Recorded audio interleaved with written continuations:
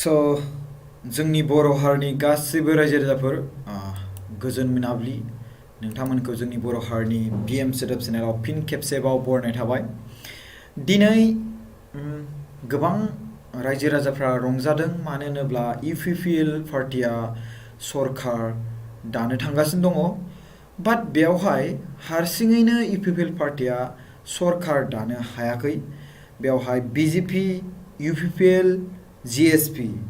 बिथांमोननि उनावसो बिथांमोना गभर्नमेन्ट दानो हादों। बेनो जाबाय बिटिआरनि government. BJP, UPPL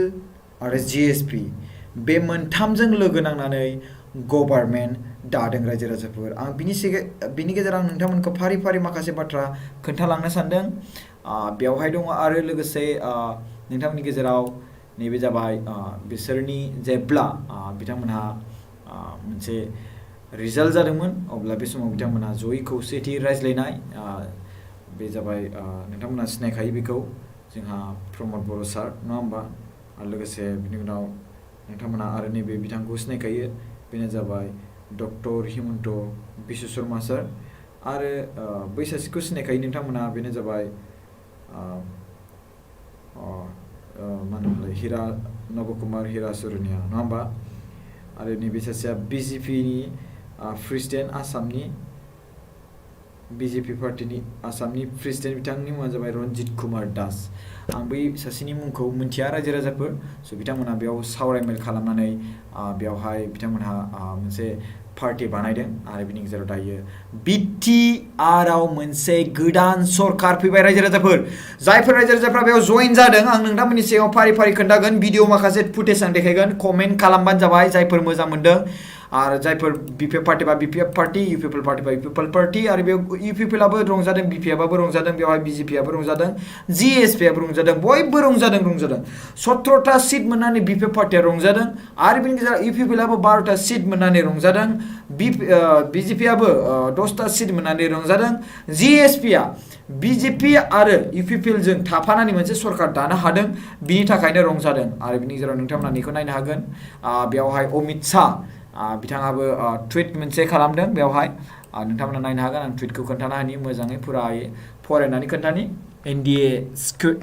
secure a comfortable majority in Assam BTC election. Congratulations to all to our UPPL CM and the Sarvananda Sonowal, Himanta Biswa Sharma, Ranjit Kumar Das आरो लोगोसे BJP for Assam Unit बिथांमोना congratulation खालामदों means directly Amit Shah आरो नरेन्द्र मदिनिफ्रायनो बे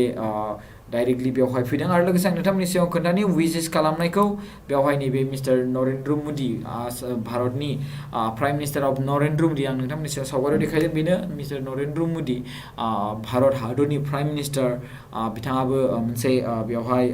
tweet खालामदों इन्डियानि दारै बिथाङा India means आं नोंथांमोननि सिगाङाव इन्डियानि फिल्म माबाखौ बेवहाय खोन्थाना होनि इन्डियानि फुल फर्मानो जाबाय नेशनेल डेम'क्रेटिक एलायन्स बेवहाय गोबां पार्टि दङ बेवहाय बिपिएफबो दङ दायो एबार बेवहाय इउपिपिएलआबो इनक्लुड जासिगोन गासै एलायन्स पार्टिया जोंनि भारत हादराव 25 माबा दङ पार्टिस दङ आरो बिनि गेजेरावहाय नरेन्द्र मदिया लकसभानि सासे लिडार प्राइम मिनिस्टार लोगोसे नोंथांमोना नुबाय बेवहाय आरो लोगोसे आं नोंथांमोननि सिगाङावहाय खोन्थानि माखासे रंजानाय भिडिअखौ आं खोन्थागोन लोगोसे आं बिनि सायाव नोंथांमोननि सायाव खोन्थाग्रोनि सिटखौ बेवहाय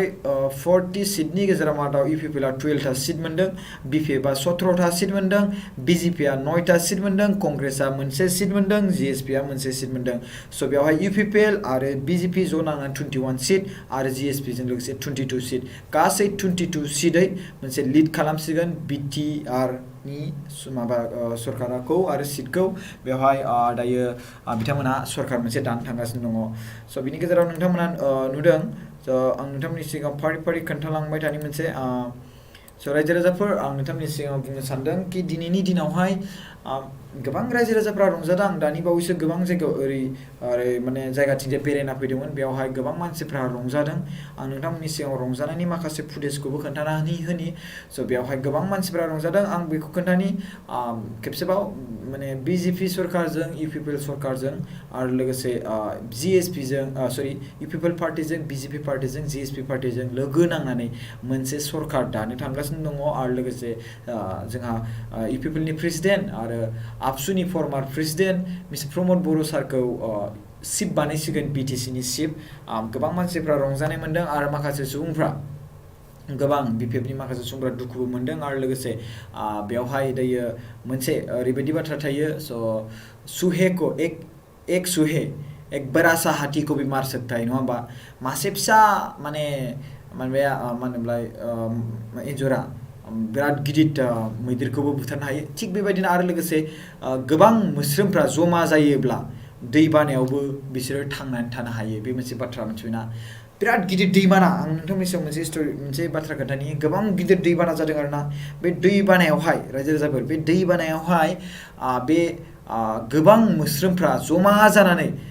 बिथांमोना थांनानै थानो हायो लोगोसे बेवहाय मोनसे बाथ्रा दंबावो कि जुदि बिथांमोना मासे थाङोब्ला बिथांमोना थैनोबो हागौमोन बाट बिथांमोना जमा जानानै खेबसेनो बुरजायै बिथांमोना जमा जानानै थाङो मिथिबायना स' बेबायदिनो थिग दा बिटिआरनि बा बिटिसिनि इलेक्सन नैबे बिटिसिनि इलेक्सनावबो बेबायदिनो जादों जे बिजेपिजों आरो इउपिपिएलजों आरो बिनि जिएसपिजों लोगो नांनानै जे मोनसे सरकार जादों मोनसे गावसोरखौनो सुरक्षा गावसोरखौनो प्रटेक्सनाव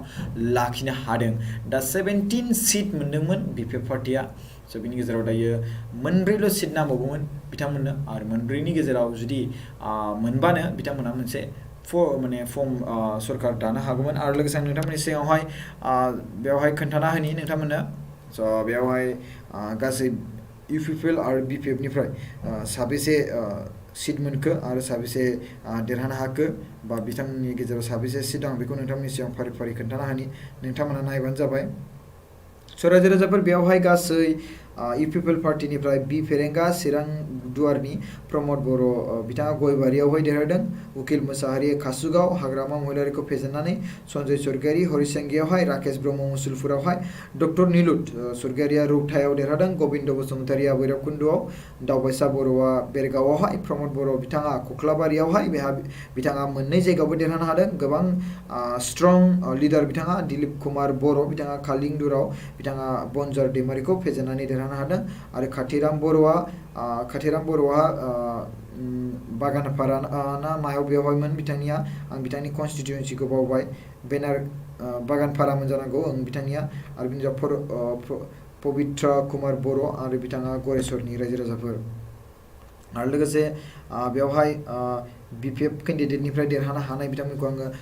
बिग कंग्रेचुलेसन टु अल भिक्ट'रिस आरो लोगोसे इउपिपिएलनि गासैबो केन्डिडेटफोरखौ जायफोर देरहादों बिथांमोनखौ कंग्रेचुलेसन टु अल केन्डिडेट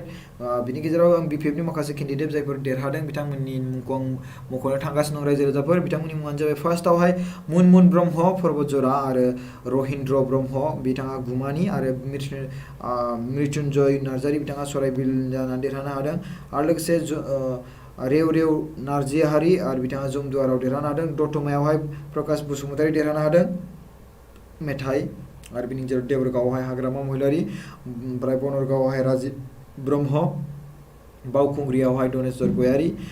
सालाकाटियावहाय देरहासात बसुमतारि आरो सुबाइजारावहाय प्रभात बसुमतारि आरो चिराङावहाय सायखं बसुमतारि आरो काजलगावआवहाय फानिराम ब्रह्म निसिमायाव जेम्स बसुमतारि मानस सेरफाङावहाय धनन्जय बसुमतारि आरो लोगोसे सालबारियावहाय जयसिं मोसाहारि आरो बिनि गेजेराव दनस्रियावहाय प्रेस मोसाहारि स' बिथांमोनहा देरहानो हादों रायजो राजाफोर स' नोंथांमोना खोनाबाय बिपिएफनि केन्डिडेटनि जायफोर देरहानाय बिथांमोननि मुं आरो लोगोसे इउपिपिएलनि केन्डिडेटफोर जायफोर देरहानाय मुं बिग congratulation to all of you guys जायफोर मानसिफ्रा बेयाव देरहानो हादों आरो लोगोसे आं बेखौनो बुंनो सानदों केन्डिडेट जोंनि माने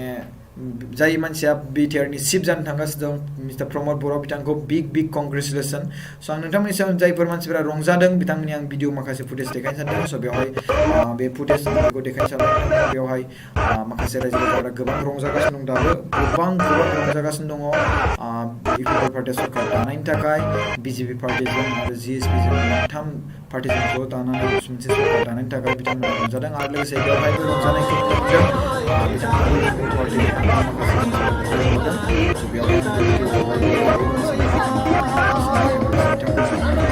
माखासे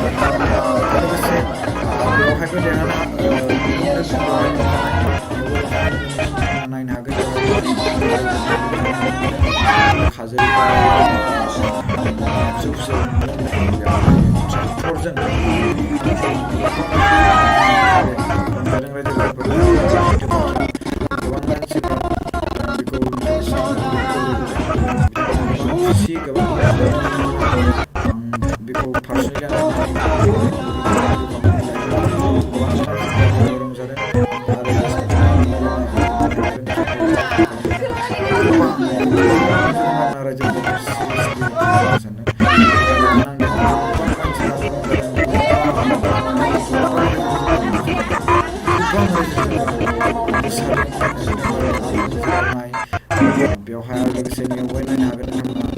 BJPजों प्लास इपिपिजों प्लास आरो लोगोसे GSPजों प्लास दाजानाय सरकार बेवहाय नोंथांमोना बेवहाय बिथांमोना ट्रेक्टरखौ बाहेरायाव लांदोंमोन बिथांमोना बेरायनो होदों गिदिंनो होदों बेवहाय बिथाय लोगोसे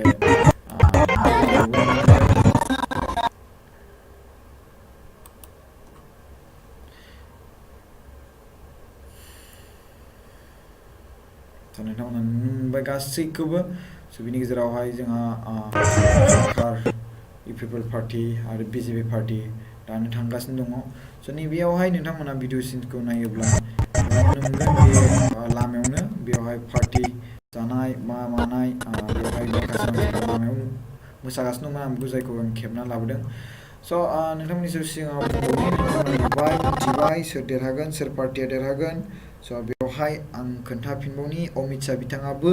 कंग्रेचुलेसन सिस्टेम बिथाङा विजेस खालामदों इपिपिएल पार्टिखौ आरो लोगोसे नरेन्द्र मदि बिथाङाबो इपिपिएल पार्टिखौ कंग्रेचुलेसन जासिदों स' दिनैनि हरा एसेनोसै दिनैनि भिडिअ एसेनोसै दायो बाजिबाय 7:41 रायजो राजाफोर 7:41 जाबाय थायो आरो लोगोसे नोंथांमोननि सिगाङावहाय रिजाल्टखौ खेबसे देखायबावनोसै आङो फिन खेबसेबाव इपिपिएल 12टा BPP 17 BJP 9 कंग्रेस 1 GSP 1 इपिपिएल आरो BJP आरो GSP लोगो नांनानै गासै 22टा सिटखौ लानानै बिथांमोना सरकार मोनसे दानो थांगासिनो रायजो राजाफोर स' नोंथांमोनखौ गोसो गोरबोजों खुलुमनाय थाबाय गोजोन हर मोजां सिमां नुबानो जाबाय आरो लोगोसे गोबां मानसिफ्रा दायो बेस्थ' लाइभआव फैनाय नङा मानो होनब्ला गोबां मानसिफ्रा मोसागासिनो दं जानाय पार्टी जानाय माने मुखुब गोजा BPP पार्टीनि मानसिफ्राबो दायो मुखुब माने